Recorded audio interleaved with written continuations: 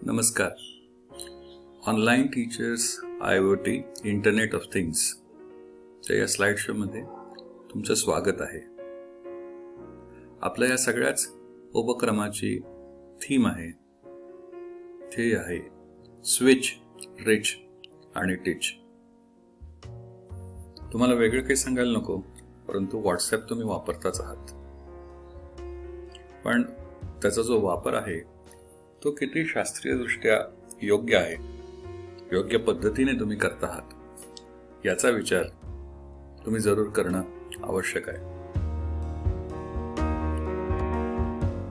या एकूणच प्रणालीमध्ये अत्यंत महत्त्वाची गोष्ट जर कुठली असेल तर ती ही आहे की ज्यामध्ये आपल्याला निश्चितपणे एकट्याशी 1-to-1 संवाद साधता येतो. तुम्ही व्हॉट्सॲपच्या सेटिंग मध्ये जाऊन जर सगळ्या गोष्टी तपासल्यात तर एक म्हणजे तुमचं ट्रॅफिक किती आहे हे तुम्हाला कळतं. जर तुमच्याकडे येणारे मेसेजेस जास्त असतील आणि तुम्ही कमी पाठवत असाल तर एक गोष्ट नक्की समजा की तुमच्याबद्दल गैरसमज निर्माण होत आहेत. तुमच्याकडे अजिबातच काही मेसेजेस येत नसतील आणि तुम्हीही कुणाला काही पाठवत नसाल तर तुम्ही त्याचा अंडर युटिलायझेशन करता, हेही लक्षात ठेवा. इथे स्विच या शब्दाचा अर्थ आपल्याला टेक्नॉलॉजीचं एक विशिष्ट टूल असं आत्मसात करायचं आहे की ज्यामुळे आपण नेमके लोकांच्या पर्यंत पोहोचू, नेमका संवाद होईल. आणि संवाद म्हटल्यानंतर साध आणि प्रतिसाद या दोन्ही गोष्टी येतात. ज्या क्षणी आपण पोहोचतो रिच, स्विच याचा अर्थ पारंपरिक पद्धतीपासून आपल्याला स्विच ओव्हर व्हायचं आहे आणि हे नव्या पद्धतीने जाणून घ्यायचं आहे, शिकून घ्यायचं आहे की ज्यामध्ये आपल्याला नेमकं लोकांच्या पर्यंत पोहोचता येईल की ज्यामुळे प्रतिसाद मिळेल. व्हॉट्सॲपच्या सेटिंग मध्ये दुसरा एक भाग असा आहे की त्याच्यामध्ये स्टोरीज म्हणून आहेत.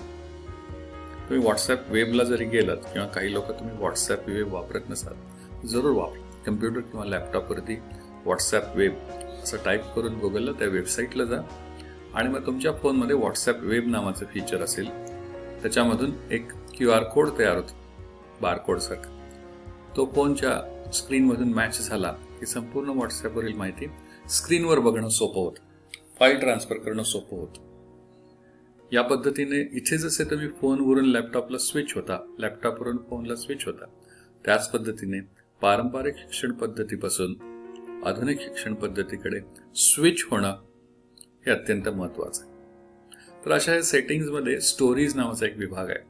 त्याच्यामध्ये देशाप्रमाणे व्हॉट्सॲपचा चांगला वापर केल्यामुळे किती सुंदर नेटवर्क तयार झालं, किती चांगला सक्सेस मिळाला, कसा त्याचा फायदा होतो, अशा अनेक सुंदर गोष्टी त्यामध्ये दाखवलेल्या आहेत. त्याचे व्हिडिओज असतील किंवा आणखीन काही माहिती असेल. तुम्ही भारतातले जरी स्टोरीज बघितल्या तरी सुद्धा तुमच्या लक्षात येईल की व्हॉट्सॲपचा इफेक्टिव्ह वापर म्हणजे काय. म्हणून इथे स्विच या शब्दाचा अर्थ असाही आहे की तुमचे काही जे जुने समज आहेत किंवा येत आहे मला ते काय बघेन मी, करेन मी, एक्सप्लोअर करेन, ऐन वेळेला बघू, अशा पद्धतीने जर व्हॉट्सॲप किंवा कुठलीही टेक्नॉलॉजी वापरत असाल तर इथून पुढे ते चालणार नाही. याचं कारण असं की स्क्रीनेज पिढी ही तुमच्यापेक्षा स्मार्ट आहे. ती पटकन कुठली गोष्ट गुगल करते. नुसतं तेवढेच न करता त्यांची हँड्स ऑन स्किल्स तुमच्यापेक्षा जास्त चांगली आहेत. त्यांचं हस्तकौशल्य तुमच्या बुद्धिकौशल्यापेक्षा जास्त चांगलं आहे. ते नजरेतून जास्त चांगलं शिकतात. त्यांना नुसती लेक्चर ऐकून कंटाळा येतो. त्यांना हलती चित्र दिसली तर ते जास्त आनंदी होतात. त्यामुळे स्विच होत असताना विद्यार्थ्यांच्या मानसिकतेचा विचार करणं हे सुद्धा तितकंच गरजेचं. आणि रिच होणं म्हणजे नुसतंच टेक्नॉलॉजीने या विंडोतून त्या विंडोत आपण जातो असं नाही, तर आपण त्यांच्या हृदयापर्यंत पोहोचायला पाहिजे हे सुद्धा आपण लक्षात ठेवलं पाहिजे. मग व्हॉट्सॲप वाटताना एक सिंपल साधी गोष्ट वाटते, असं ग्रेट काय त्या कंपनीत आहे, काय चालतं की ज्यामुळे इतका मोठा सगळा विस्तार त्याचा झालाय असंही आपल्याला वाटेल. परंतु ते एक टेक्नॉलॉजिकल वंडर असं समजा आणि या सगळ्याचा विचार करून व्हॉट्सॲपचा अतिशय चांगला वापर करायला सुरुवात करायचं हे आधी ठरवा. त्यामुळे अकारण माहिती साठवून ठेवणे, खूप फॉरवर्ड्स इकडून तिकडे करत बसणे किंवा येईल त्या सगळ्या गोष्टी बघत बसणे, अशा सवयी जर तुमच्याही असतील तर तुम्हाला याचा वापर एक टूल म्हणून करता येणं खूप अवघड आहे. त्यासाठी स्वतःमध्ये बदल होणं ही अतिशय महत्वाची गोष्ट. So I will say switch yourself first, then reach your students and then teach. या सगळ्या टीचिंगच्या प्रोसेसमध्ये तुम्हाला हे जे पोचणं आहे किंवा स्विचिंग आहे ते किती अवघड असतं ते समजावं म्हणून या स्लाइडमध्ये एक छोटासा मॅप दाखवलेला आहे. तो एक छोटा स्नॅपशॉटच आहे. चीनबद्दल खूप चर्चा चालू आहे. युआन श्वांग नावाचा एक अभ्यासक, एक प्रवासी भारतात येऊन गेला. ह्या गोष्टी आपण ऐकतो. साधारण 628 ते 680 पर्यंतचा काळ त्याचा मानला जातो. या माणसाने बुद्धविषयक अनेक चर्चा ऐकल्या होत्या. तिथपर्यंत पोहोचलेल्या बुद्धाच्या पोथ्या त्याचा अभ्यास केला होता आणि त्याला अतिशय तीव्र ओढ होती की भारतात जिथे बुद्धाचं स्थान आहे तिथे येऊन याचा प्रत्यक्ष अभ्यास करायचा. हे करण्यासाठी त्याला 19 वर्ष लागली. 25,000 किलोमीटर प्रवास त्याने केला आणि त्या काळातले छोटे छोटे जे देश होते अशा एकूण 110 देशांच्या मधून फिरून त्याने ही सगळी परिक्रमा पूर्ण केली. कल्पना करा, इंटरनेट नसतं तर आपली काय अवस्था झाली असती. आणि फक्त आपल्याला जिथे पोचायचं आहे, ज्याचा मूळ स्रोत आहे, जिथे मुख्य बुद्धाची सर्व सूत्र बघायला मिळतील, अशा ठिकाणी पोहोचण्यासाठी आयुष्याची 19 वर्ष एक व्यक्ती घालवते. म्हणजे त्या व्यक्तीची ज्ञानलालसा काय असेल याचा विचार कर. आणि मग परत एकदा या आपल्या व्हॉट्सअपकडे. मग तुमच्या लक्षात येईल की 19 वर्ष कुठली, 19 सेकंद सुद्धा लागत नाहीत इकडून तिकडे करण्यासाठी. मग इथे इथिक्सचा सुद्धा प्रश्न येतो. पण धडाधड जे काही मिळतं आहे, पाहतो आहे, बघतो आहे किंवा वाचतोय ते इकडून तिकडे करणं तितकं योग्य आहे का? तर याच्याकरता एक बौद्धिक शिस्त आवश्यक आहे. आपला कॉन्शियस अतिशय व्यवस्थित असणं आवश्यक आहे. या सगळ्या प्रोसेसमुळे अर्थातच मग काय होईल की आपल्यालाही चांगली शिस्त लागली. आपण नेमकं मोजकं वागायला लागलो आपल्या विद्यार्थ्यांशी व्हॉट्सअपच्या मदतीतून, तर निश्चितच प्रतिसाद खूप चांगला मिळेल. युआन श्वांगचं उदाहरण मी एवढ्यासाठीच दिलंय की बरोबर आपण आता या सगळ्याचा जर विचार केला तर ह्या सगळ्या प्रवासाची सुरुवात म्हणजे 6वे शतक जर त्याचं मानलं तर आपण 21व्या शतकात आहोत.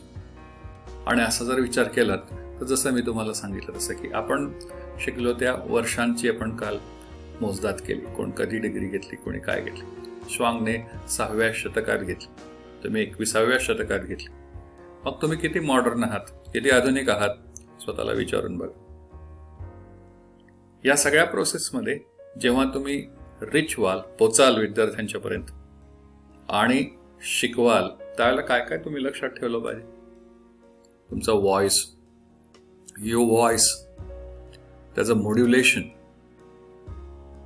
टेक्स्ट, पिक्चर्स, या सगळ्या प्रोसेसमध्ये आवाज, शब्द आणि चित्र यांचं महत्व खूप आहे. तुम्ही जे काही करता आहात त्याच्यामध्ये तुम्हाला जे शिकवायचं आहे त्याचं सिलेबस मात्र तुम्हाला माहीत असणं आवश्यक आहे. हे मला माहिती आहे, मी बघेन, तो घेईन असं अजिबात न करता विद्यार्थ्याला त्याचा सिलेबस मिळवून त्याच्याकडून तो प्राप्त केला पाहिजे. त्याला धरूनच तुम्हाला शिकवता आलं पाहिजे. नाहीतर मग ही एक अत्यंत अनौपचारिक गोष्ट घडून जाईल की ज्यामुळे विद्यार्थ्याला जे आवश्यक आहे ते सोडून अनेक इतर गोष्टी होऊ शकतात. नंतर आहे ऑब्जेक्टिव्ह. या सिलेबसचे उद्दिष्ट काय आहेत हे आपल्याला समजलं पाहिजे.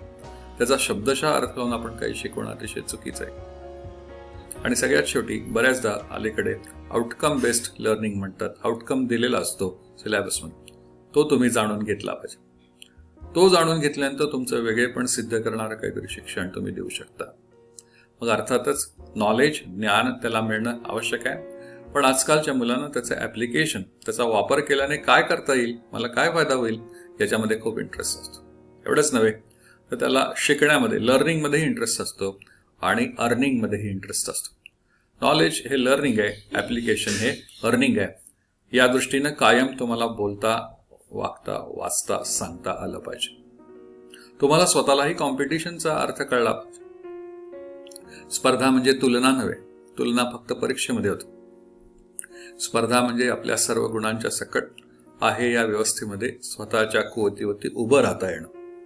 त्या स्पर्धेत टिकण्यासाठी कॉम्पिटन्सी जे स्पर्धात्मकता आपल्या व्यक्तिमत्वामध्ये लागते ती तुमच्या शिक्षणातून अतिशय व्यक्तिगत पातळीवरती त्याच्या मनामध्ये तयार झाली पाहिजे.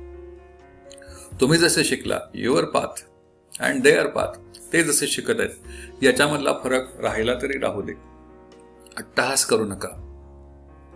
अट्टहास करण्यामुळेच याच्यामध्ये खूप अडथळे येऊ शकतात. एकूण वेळ तो किती देणार, तुम्ही किती देताय, पैसे, आणि या सगळ्याचा शेवटी आनंदी अशा एका अनुभवामध्ये झालं पाहिजे, हे अजिबात विसरू नका. यामुळेच स्विच, रिच आणि टीच याच्यामध्ये युआन श्वांगचं उदाहरण कायम लक्षात ठेवा. आणि voice, text, picture, syllabus, objective, outcome, knowledge, application, learning, earning, competition, competency, your path, their path, time, money, happiness, हे सगळे स्टेप्स आहेत तुमच्या ह्या स्विच, रिच, टीच प्रवासामधले. हे लक्षात ठेवा. या स्लाइड शो नंतर थोडं चिंतन करा, मनन करा. स्वतःमध्ये काय बदल करायला हवेत याची यादी तयार करा. त्या पद्धतीने स्वतःची मोबाईल बिहेवियर, जे मोबाईलचा वापर केल्यानंतर आपल्या वर्तनात होणारा चांगला बदल काय असावा यावर विचार करा. आणि मग तुमच्या लक्षात येईल, पहिल्यांदा तुम्ही तुमचा वेळ वाचवायला शिकाल, त्यानंतर त्याच्यावरती करत असलेलं काम आणि ज्ञानाचा दर्जा हाही सुधारेल. आणि सगळ्यात महत्त्वाचं म्हणजे अत्यंत अचूक पद्धतीने तुमचे एकूण कम्युनिकेशन, तुमचा संपर्क हा इतरांच्या पेक्षा जास्त व्यवस्थित, चांगला आणि प्रतिसाद निर्माण करणारा तयार होईल. विसरू नका, स्विच, रिच आणि टीच. थँक्यू. धन्यवाद.